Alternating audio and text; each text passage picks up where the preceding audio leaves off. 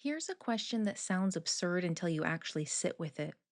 When a medieval peasant felt crushed by grief, paralyzed by fear, or hollowed out by something they couldn't name, what did they do? They had no therapists, no antidepressants, no wellness apps, no concept of mental health as we understand it. And yet, they survived. They built cathedrals, they wrote poetry, they fell in love, lost people they loved, and kept going. So either they were emotionally indestructible or they had systems we've completely forgotten about. Let's say your name is Thomas. It's the year 1347. You're a wool merchant in a town in northern France. Your wife died in childbirth 6 months ago. Your business has been failing. And this week, a new rumor reached your town. Something is killing people in the south. Something fast. You feel what we would call today a combination of grief, anxiety, and anticipatory dread. You don't have the words for any of that. But here's the thing, you're not alone in this feeling, and your community knows it because every single person around you has lost someone. Every season brings disease, famine, the randomness of early death. Collective suffering wasn't taboo in medieval life, it was the weather. And the structures that existed to handle that suffering, they were everywhere, built into daily life, not as a separate system, as the system. So, what were they actually? Medieval doctors didn't separate the mind from the body. They thought the whole thing was one system. The dominant framework, inherited from ancient Greece, was called humoral theory. Four fluids in your body. When they're balanced, you're fine. When they're not, you feel it, emotionally and physically. Think of it like this. Imagine your mental state is your body temperature.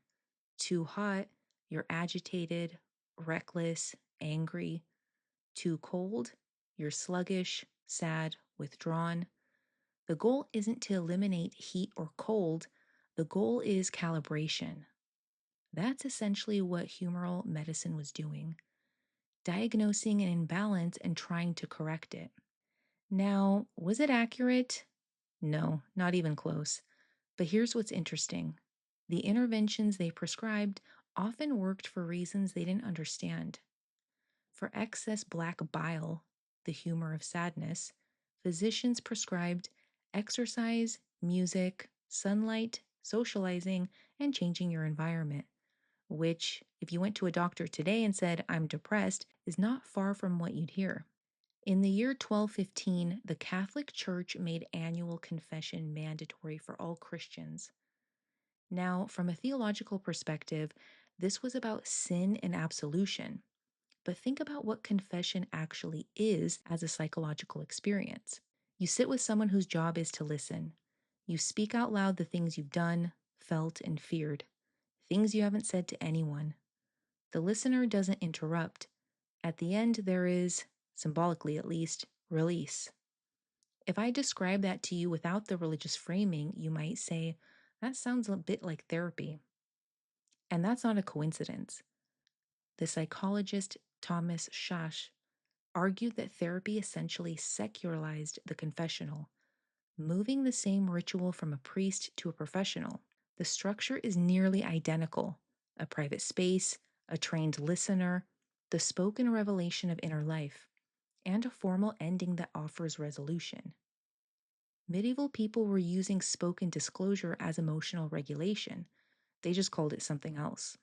Here's one that surprises people. When someone was deeply distressed, what we might now call a mental breakdown or severe grief or a crisis of meaning, one of the most common recommendations was go on a pilgrimage, walk to Santiago de Compostela, walk to Canterbury, walk to Rome, walk for weeks or months, often with strangers, through changing landscapes, with a clear destination and an uncertain journey. On the surface, this is a religious act, but let's feign it. Let's strip it down to its moving parts. What is a pilgrimage mechanically?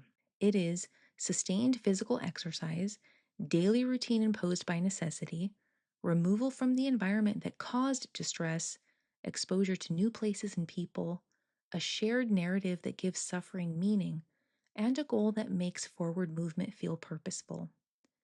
That is a remarkably coherent psychological intervention. What modern psychologists call behavioral activation, breaking depression cycles through structured, goal oriented movement, shares nearly every ingredient. The medieval church didn't know the neuroscience, but they built a machine that worked. One of the most consistent findings in modern psychology is that suppressing emotion is exhausting and ultimately harmful.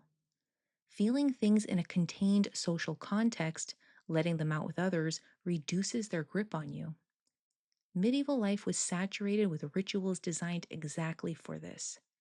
Feast days, and there were many, over 40 a year in some regions, weren't just celebrations. They were mandatory collective mood shifts. You stopped working, you gathered, you ate together. You were prohibited by social expectation from staying in your private despair. Grief and mourning rituals were formally structured: specific clothing, specific periods, specific behaviors. This gave grief a shape, a beginning, a middle, and an end. Compare that to modern grief. We often have 3 days of bereavement leave, no formal structure, the expectation that you'll be functional again quickly, and we wonder why grief feels so disorienting. Medieval people weren't more stoic, they just had better infrastructure for falling apart. So, why does any of this matter to you right now in the 21st century? Because we have more clinical tools than any society in history, and rates of loneliness, anxiety, and depression keep climbing, something isn't adding up.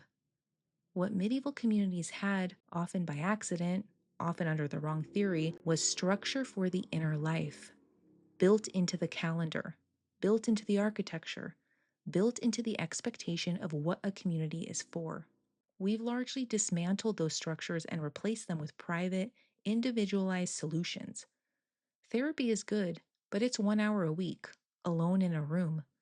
Medication helps many people, but it targets symptoms, not systems.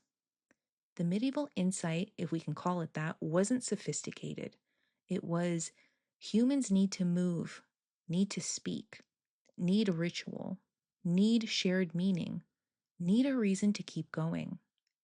We knew this before we had the science to explain it. The question isn't, should we go back to the Middle Ages? Obviously not. The question is, what did they preserve that we threw away? Mental health isn't a modern invention. The language is modern. The suffering is ancient. And for most of human history, the tools people used to cope weren't inside their heads. They were in their communities, their calendars, their routines, and their rituals. Humoral theory was wrong about the science, but it was right that mind and body aren't separate problems.